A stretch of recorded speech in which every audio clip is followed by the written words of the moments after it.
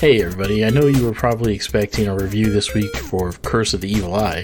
However, we decided to mix it up and cover the recently dropped Shredder's Revenge DLC Dimension Shellshock. But be prepared, for next week, we will return to our regularly scheduled episode reviews. Welcome to Cool But Rude, a TMNT rewatch podcast. Today, we're actually going to do a bonus episode, and it's going to be covering the new released DLC for Shredder's Revenge, Dimension Shellshock. Stick around.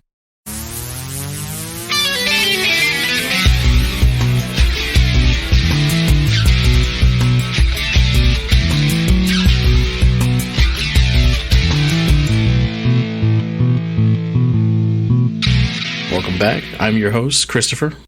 I'm Robert. Hi, I'm Mike. And like I said, today we're going over the DLC for, specifically the DLC for Shredder's Revenge, the DLC being called Dimension Shellshock. It just came out this past week on 8/31/23, so it's pretty fresh. We just got our hands on it. We got our hands on it when it dropped, but we actually all got our first taste of it last night, and we're coming off of pretty fresh play. And I gotta say, I was very pleased with this DLC. I thought it was really good. I did have a few things where I feel like they kind of were holding back on. We can get to those. Quick broad stroke thought on it, Mike. I thoroughly enjoyed it. I didn't have any complaints whatsoever. My boy Usagi was in it. That's kind of all I cared about. Yeah, that was good. That's all you cared about. That's the only character you played as all night last night. Pretty much. I don't blame him. I mean, if I had my favorite character show up, all of a sudden he's playable, then I'd be doing that same thing. I'd be happy as pig and shit. And even though I didn't have the same, attachment to Usagi, like, he looks badass, he sounds badass, he's a really cool character to play as. And if anybody is not familiar with him, Mike, would you care to describe this character? Yeah, bunny rabbit. No, he's a rabbit, yes, and I didn't find this out until much later in life. He already had his own comic book, his own lore, his own stuff. And he guest starred in one of the whatever mystery episode it was that he was in the 87 cartoon. Honestly, like I said, we were talking about this the other night, and I was telling the guys that I cannot even remember a single iota of a thing about his appearance other than his face, his voice kind of sounded like Splinter, and that I was in love with him as a child. It was like my favorite character. So, he's a samurai bunny rabbit. I mean, that's already cool as all get up. And yeah, I mean, he's just super cool. His look, his kimono. I mean, the way he plays in the game is, I don't know. I think I like him out of all of, I mean, yeah, I'm kind of biased, but even besides the turtles, I think he has the coolest moveset. He looks the coolest pulling off his moves. His katana, sword, or whatever, is just slicing through the air. It's got that nice effect where you hardly see it or whatever. I don't know. He's got some nice catchphrases. Yeah, I'm a fanboy for Usagi. Yeah, I was digging him. I was just like, I didn't play him last night, but I watched, and I was like, damn, this guy's badass. And like, because especially when it's one of those, like, Shredder's Revenge is a pretty typical, like, Ninja Turtle side scroller. And of course, it's got those guys that, zoom across the screen, hit you with their motorcycles, their rocket sleds, or whatever the hell they got. And, always knocks you on your ass. Usagi, when I was watching Mike use him, he was like, he didn't seem to have any kind of problem taking those characters down. And those are always, like, the biggest pain to me. So that right there, I was like, oh, that's impressive. But he wasn't the only one that made an appearance. He wasn't the only new character to the game. Who was the other one, Robert? Karai. And is that... I'm not too familiar with the character, but you were mentioning she was, like, Shredder's daughter? Yeah, okay. I know in at least some of the versions of Ninja Turtles, yes, she is Shredder's daughter. Okay. And I didn't play as her either, but I saw you play as her a bit, and I think I did see Mike play as her maybe, but I know you did. Yeah, she was I didn't think she was that great. She was actually, she's like a ninja is her whole thing. She's kind of like a ninja assassin type character. And she was actually very slow. So that was pretty surprising to me. And what was it that you specifically noticed that they left out about her compared to the other female character? Well, so it actually was something that they left out from her and Usagi versus all of the original characters, which is when you walk up. So it's should we back up and maybe talk about Shredder's Revenge in general in case anybody's not totally familiar with it? Do you want to do that? I think that's probably a good idea. Yeah, just give them like a high level. Okay, let's come back to this discussion. Let's do that first, and then we'll come back to Karai. Okay. Because that'll make more sense. So real quick, Shredder's Revenge is a classic style beat 'em up game. Just like, Turtles in Time, Ninja Turtles arcade game, and all those. And this will come in when we come back to what we were talking about a second ago. You're on a kind of a 3D plane. You can, go back in like kind of like in depth, does that make sense? Am I saying it right? There's a foreground and a background and everywhere in between. And of course, most of the game you're scrolling from left to right, fighting bunches of bad guys, just mashing buttons pretty much. I think I'm going to assume most people are understanding what I'm trying to say, even though I'm not putting it very well. And so it's done in a kind of pretty, like in a really, how would you describe the style of the game? Like the art style and the music and everything. I feel like they did a great job of making it reminiscent of the old games, but also modernizing it a little bit. Maybe not so much in gameplay, but just in the way it looks and sounds. Is that fair? Yeah, definitely. And I feel like even the animation or the style is maybe a little more cartoony than the original.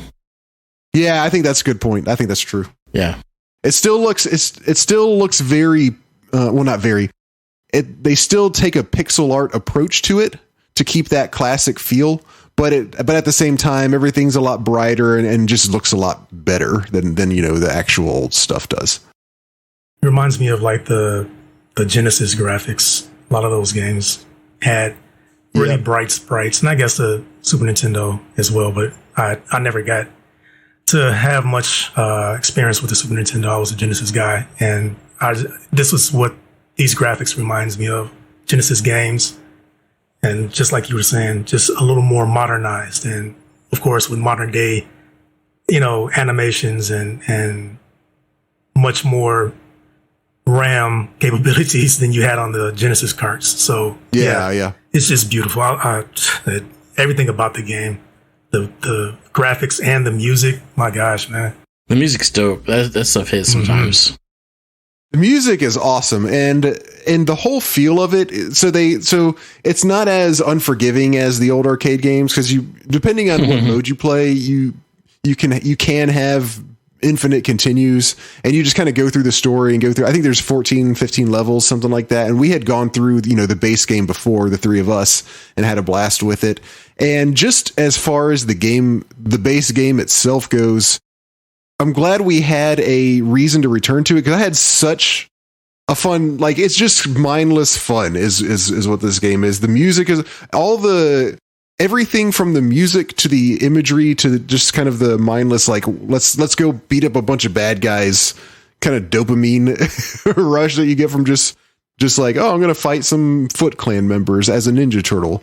Everything about it just comes together. As simple of a concept it is, they executed everything so well that this was honestly one of the most, just playing this for a few hours with y'all last night is one of the most, it's kind of like the most fun I've had in a while. Nice.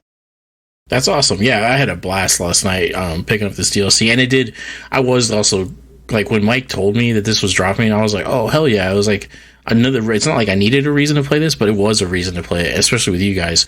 And it just like, whenever you were at the arcade and you saw those machines that had like the huge cabinets that wrapped around and it's got like multiple joysticks. It was always the best when you could play with multiple people. Like, you're just sitting there and it's just like by yourself and you're like, this is a team game. Like, come on. Like, then so when you're able to play with your buddies, it just amps it all the way up. Like, it's so much fun. Definitely. So the base game, the characters that the base game has are, of course, all four turtles. and then April, Splinter, and Casey Jones. And did you have? I don't remember. Did we have to unlock Splinter and Casey Jones, or just Casey Jones? Maybe. I think maybe just Casey. I've only beaten it maybe once, and I had Casey. So okay. So anyway, it's got them all in, eventually in one way or another. I want to say maybe Casey's the one that you unlock, and Splinter's already there. But anyway, and Casey is worth unlocking. By the way, he kicks ass. Casey Jones is really cool. Yeah. Of course, it's got your typical boss fights that you had in the arcade games, where at the end of a level you fight Bebop or Rocksteady or like Chrome Dome Slash or Chrome Dome. Tempestra. I've never heard of her. Yeah, I'm not familiar with Tempestra. I gotta say I'm not either. But back to the DLC now. Anything else that we're leaving out that I didn't mention, that we hadn't mentioned yet?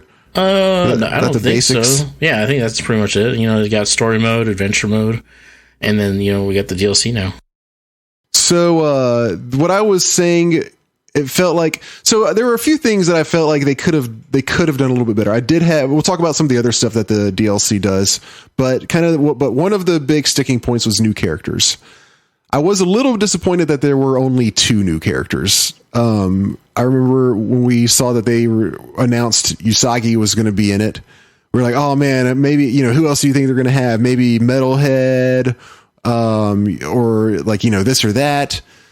But, maybe they're going to make the frogs playable, because the frogs are in the game, but they're not like playable characters. Yeah, that was a bummer. That'd be so cool. Yeah. And then it's just Usagi and Karai. So that was slightly disappointing. It also seemed like they kind of halfway just like phoned them in, because they're really not, they look great. They're not as fleshed out as the other turtles. Yeah, I think that's the best way of putting it. And like the thing that we noticed, or that I noticed, was when you walk up in the, like on the street or, wherever you are on the Z axis, all of the base characters like turn around and you see them walking up, but the 2 new characters still keep their side to side stance and just kind of sidestep up. Yeah, they got their front profile all the way up, whereas before, like Robert was saying, they actually turn their back to the camera. And that's why you guys feel it's not as fleshed out? That's what stood out for me. But in terms of like the new characters, I feel like that was the part that was like, okay, they I'm not gonna say quite like they phoned it in, but it definitely, like, they didn't put in as much effort as the other guys. Yeah, I think that's how I would say it too. It's kind of like there were only 2 people, and then and it's like, and on top of that, you couldn't even give them the full number of animations as the other guys have, like, Then again, the DLC is only $7, and it does come with other stuff too. So one of the things in terms of like the other stuff was the survival mode, right, Robert? Yeah. Survival mode, we had a lot of fun with that. Yeah, that's actually primarily what we played. Just went right into it and just like kept trying to bang away at it, getting these crystals. And it was awesome because in survival mode, you can get revived, which like Mike was like our medic basically the entire time, it seemed like. Oh my gosh. Yeah, I kind of forgot about that. It was so rough. I felt so bad. It was hectic, man. Yeah, it's like playing PUBG and you're just like, get away from me. It's just like, you're going to get hit in the head, pow, and it's just like, darn. But real quick though, to go back to the 2 playable characters, while yeah, there is only 2 new selectable playable characters, in total, from what we saw, I think there was really 5, because there are moments in the game where you can actually get like this weird power up, and you become either Shredder, Bebop, or Rocksteady. And let me tell you, those guys kicked ass. Like, it was just so much fun to play as the bad guys. It was, and we each got, I think, a turn at playing like a couple of them. And it was so dope. Like, I thought that was actually super fun. And I actually thought Shredder was awesome. Like, I was like, man, like, screw these other cats. Like, I want Shredder as a DLC. Yeah, and that's to clarify, just on the survival mode, not on like the regular arcade / story mode or whatever. Yeah. But yeah, you get these little power up. The way it kind of works is you go from level to level, and you sort of choose one of 2 power ups when you go to the next level, more or less. And it's like little quick levels. And yeah, sometimes you can choose a power up to where like one of whoever, out of all the people who are playing, one of them will randomly be Bebop or Rocksteady or Shredder. And yeah, those guys, I agree. They were awesome. They were really fun to play as. Bebop was fun just to charge people with because you could just plow through bad guys doing his little charge thing. Yeah, him and Bebop. Yeah. Yeah. And then even Robert noticed how like ripped Bebop was. Like this dude had been like obviously working out. He's just like completely shredded. But they did like the downfall was like with these guys, they had at least with Bebop and Rocksteady, they had like one move. Like it was either, aside from like the rushdown or their special, they had like one attack. It was just like either a kick or a punch. Yeah. I was like, that's kind of comical, but it was so, and they were super slow. But they're huge. Like they were really big characters, like compared to the other guys. So I was like, all right, whatever. And they were super strong as well. Pretty much one hit kills. Damn. All right. Yeah. See, I didn't even notice that. I was just like, oh, this is cool. And like what was Bebop's special? Because like Rocksteady's like he'd throw a bunch of hand grenades. His laser gun.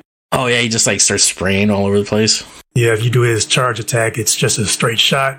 And like you said, if you do a special, it's 360, just pop off type situation. It's spray and pray. Yeah, nice. Yeah, and then like I think one of you guys pointed out, like even the charge that Bebop was doing was very like reminiscent of the TMNT arcade NES game. Yeah, they are the NES / so TMNT 2 on the NES was like an NES port of the first arcade game. Yeah. So yeah. Yeah, super cool. So yeah, no, I had a blast with it, and like the premise of like the survival mode even is like you're collecting these little crystals that either that fall from like defeated villains like foot soldiers or whatever. Also, you choose a portal and you go through there, and sometimes like the portals either have a power up or have like crystals that you can collect, and you're collecting the crystals so that like you can bank them, and then you move on to the next level, and like the difficulty increases and so forth and so forth. But as you collect them, like once you guys eventually die, you get like you got like a variety of rewards. Like it was like some of them were different palettes, like so basically like skins for your character. Yep. Yeah. And that's actually a thing that the DLC added itself is the fact that there are different skins now because originally it was just you pick your guy. Oh really? I thought you guys were like, I thought I was behind, like because like I know like I had to force the palette thing, but like I thought it was like you guys were already able to do that and I just unlocked it or something.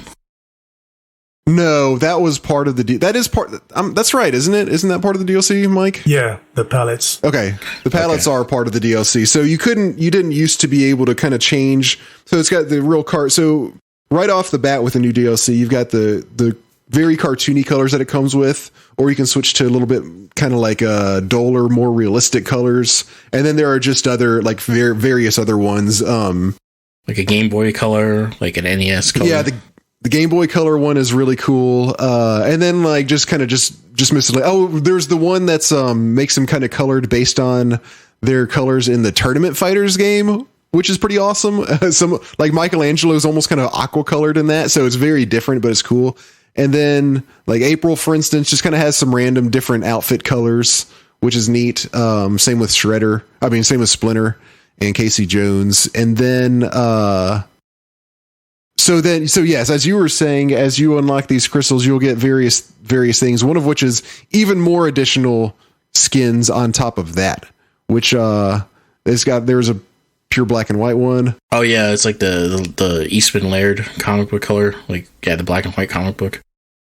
Apparently, there's even a Usagi comic book skin, which I've yet to see. Geez, there's a lot of these. Yeah, I was looking on Turtlepedia, and they had all of these. Man, we gotta play the hell out of this game. Damn, it's got each edition of Tournament Fighters. Wow. Yeah, so let's read them all for the audience here. You guys can read better than I can. I read at a third grade level, so read those. Damn, Mike. All right. Well, Robert, I think you do the best with that. So I do the best with reading. Okay, so evidently these are the new palettes that are in the game. 1987 TV series, 1988 action figure line, 1990 film? Really? Whoa. 2003 TV series, 2012 TV series. That's cool. Wow.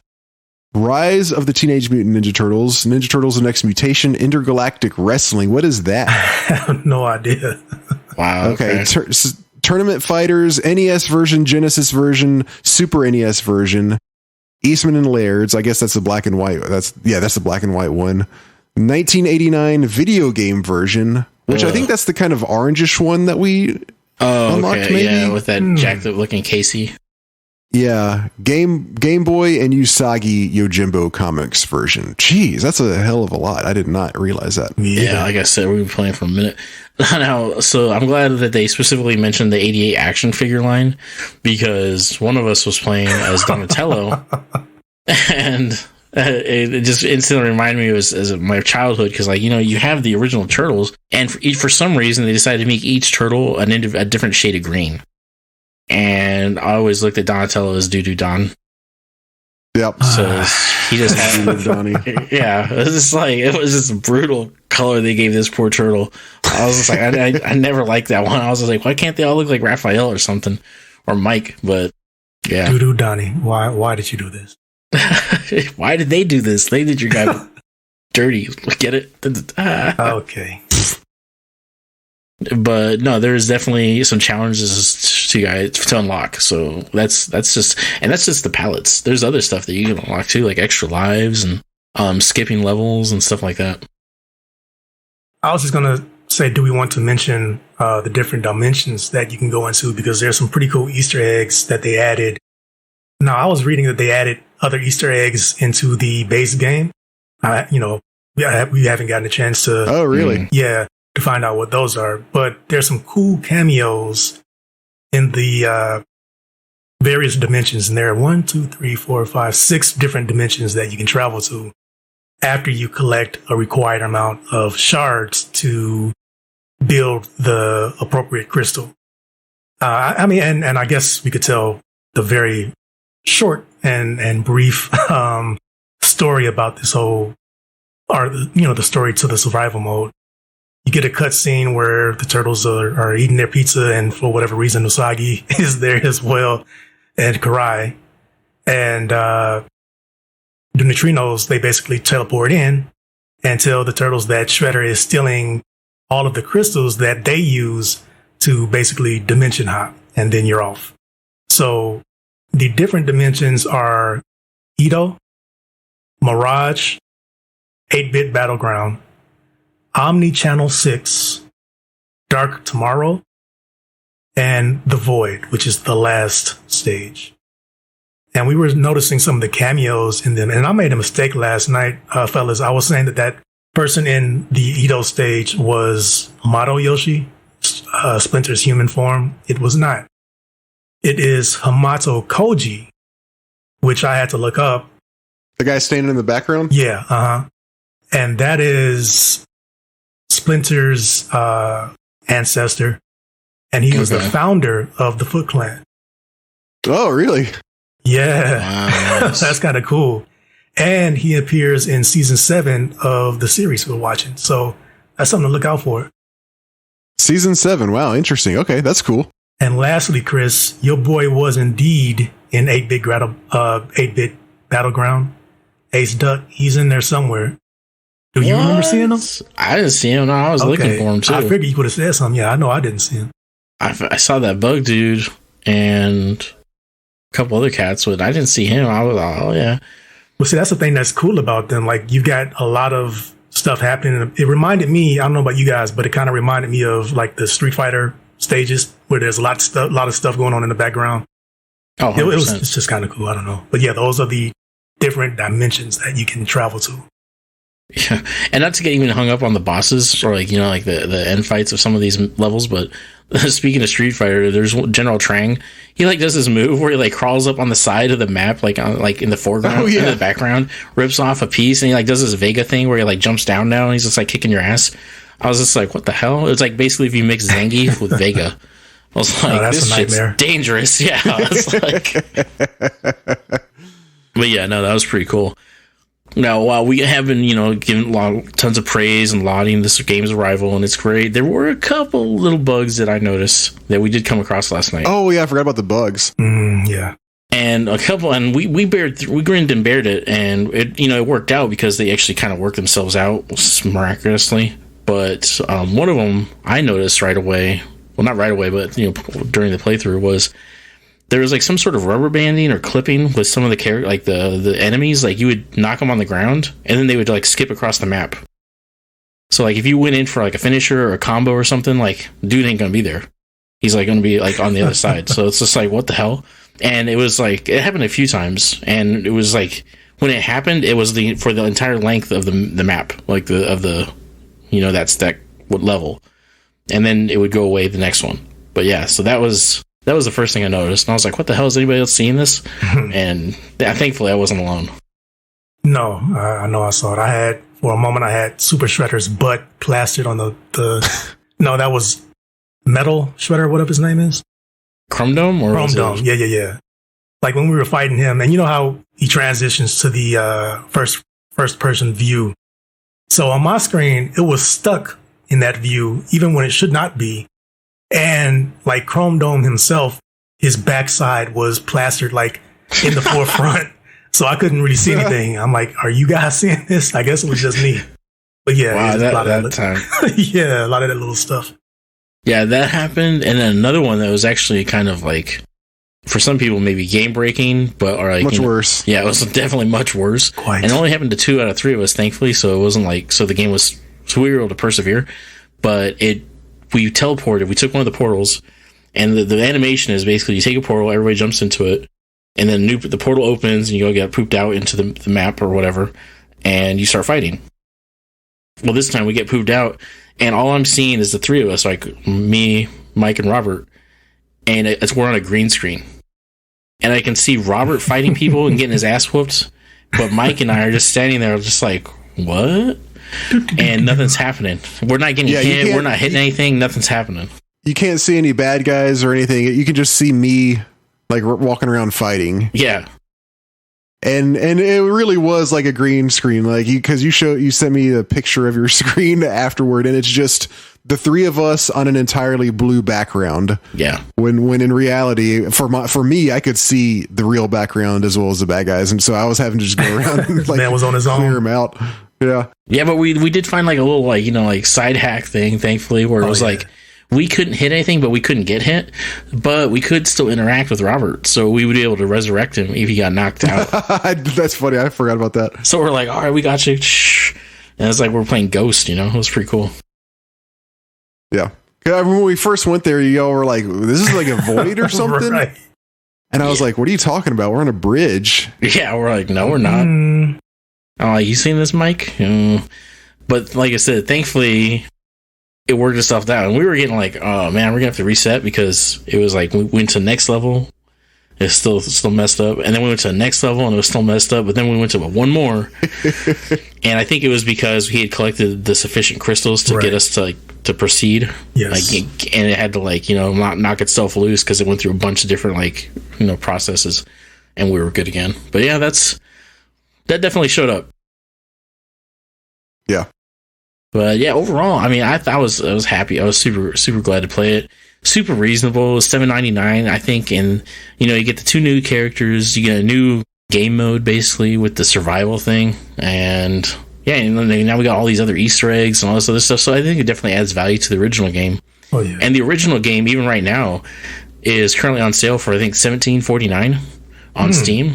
So that's, I think, a huge value, because this game is, if you're a TMNT fan and you like side scrollers, this is where it's at. This thing is awesome.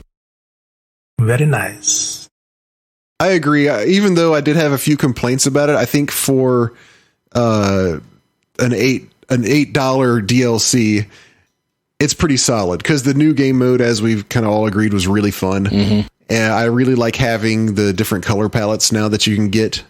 Or that you can choose from for the different characters. And the 2 new characters, even though I had a little complaints about them, even if they weren't on here, I may have gone ahead and bought it just for the survival mode plus the color palettes. Like that wasn't really a big deal to me. Yeah, the new game mode is really cool. Well, speaking of that, I think I misspoke. So the color palette, from what I understand and what I'm reading on various sites or whatever, That was actually a separate free content update. Oh, really? Yeah. We're all interesting. So the color palettes okay. I didn't know that. So the color palettes are just in the base game now. Yeah. So it's cool that they provided that for free. That's huge. I don't know about you guys, but did you expect a DLC? Because it's been a while since, we played it as a group. No, I didn't. Yeah, I didn't think they were going to do any. I didn't think they were going to add any DLC or anything like that. Now, I'll be the guy that's like, well, yeah, but not really. It's just that I didn't expect one, but I'm not surprised. Mm-hmm. Almost every game nowadays, like, you get even like mobile games that got DLCs. So it's like, I'm not surprised that there is one. Now, I am surprised that it's this good and it's reasonable. Okay. Yeah. The price point, I think, is fantastic for what you're getting. Like, a lot of people try to like gouge you for crumbs, and it's like, man, this sucks. But this one is just like, no, you're getting your value, you're getting your money's worth. And especially with where the original game is priced at right now, no brainer. Yeah, absolutely. Yeah, I'd recommend this to anybody that's a fan of the series or even this style of game, and get your friends to play it too, because it's even better with multiplayer. Oh yeah, 100%. On that note, I'm thinking, we might as well give pizzas to everything. So how many slices would you guys give this DLC? So are we talking about just the DLC? Just the DLC. Okay. Or do you want to just do the whole game in general? I mean, which way do you want to do it? Or do you want to give two separate pizzas? Let's do two separate. I vote for two separate. Two separate. All right. I'm gonna give the original game, Shredder's Revenge. I'm gonna give that a 10. Nice. 10 pizzas. Wow. I think it's dope. I'm a fan. I love it. And to see all this stuff in it and being able to play characters that, you as a kid, you'd only dream about playing as, like, oh man, it'd be cool if you could play like a Shredder as like, Splinter, or like Casey is like, oh yeah, nobody ever said April, but whatever. It's a solid 10 for the original game. And for the DLC, or do we want to how do we want to do this? Like the first one first or DLC second? No, just keep going. I do the DLC. I'd give that one, I give it an 8. It's a solid 8. Actually 8.5. Just because it's like I wouldn't have minded a little more characters, or even if they had fleshed out Usagi and Karai, fleshed them out in terms of their animations a little more. But other than that, super sweet and a great price point. So yeah, a 10 and an 8.5. I'm gonna go with a 9 for the base game. Really fun game to play. Like we said, just to kind of chill out and play with other people. I wouldn't give it a 10 because the gameplay still is a little bit simplistic. And for me personally, I wouldn't be too interested in playing it single player. I think I did play some single player, but for me, like it's really not, like, it really all comes out if you're playing multiplayer. So, well, I mean, I don't know. That's not maybe that's not a reason to take points off, but I'm going to stick with 9 out of 10 because it still is at its core just a button masher. But that being said, as I said earlier, it's like the most fun I've had playing a game in quite a while. Mm-hmm. So 9 out of 10. And then for the DLC, I'm going to do, knowing now that's I guess about half the color palettes are in the game already. And this one gives you not all the color palettes, but just more color palettes. 2 characters that I feel like it could have been a little bit better than 2 characters. We got the animation stuff. That's not great. As we all agreed, the survival mode is really fun. I'm going to give it a 7. It's only an $8. I'm going to give it an 8 out of 10. Because it's not, could have done a little bit more, but at the same time, it's only $8. Exactly. Yeah, you got to keep that price point in mind. Yeah. All right. Well, basic game for me, easy 10 out of 10. The small quibbles that I had were absolutely irrelevant. Small things like I wish there were more destructibles in the stage. Okay, who really cares about that? The combat, the fluidity of the controls, just the way it looks. I mean, Oh man, it's almost like candy for my eyes. You know, I had a dream way back about the Ninja Turtles being in Super Smash Bros. And I mean, I could see the challenger has approached and all that kind of stuff. And I saw their character select screens on the, their little avatars on the character select screen. And this is kind of what it looked like, these sprites. So, wow. I mean, just the fact that, like you were saying earlier, you could play as Splinter and you could play as April and Casey. That alone is worth the price of admission for me. And then, so the DLC is also going to get 10 out of 10 for me. I do not share the issues that you guys have with it. Those are non-issues for me. I mean, I get where you guys are coming from, but I don't feel that they phoned it in or skimped whatsoever on the two characters. They both have awesome animations as far as their fighting goes. Their different weapons and fighting styles really come through. They have like little sweet poses and their little taunts. I mean, Usagi just sits down and has a cup of tea in the middle of battle and then gets up and starts whooping tail.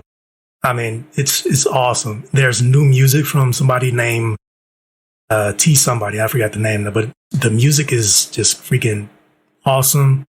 All of the dimensions were so well done. The graphics and everything, no flaws for me. And for $8, can't beat it. I don't know. Maybe I'm just being too generous, but it's all tens for me. And I do still play the single player. I get where you're coming from, Robert. I mean, just have those games where it's only fun with multiplayer.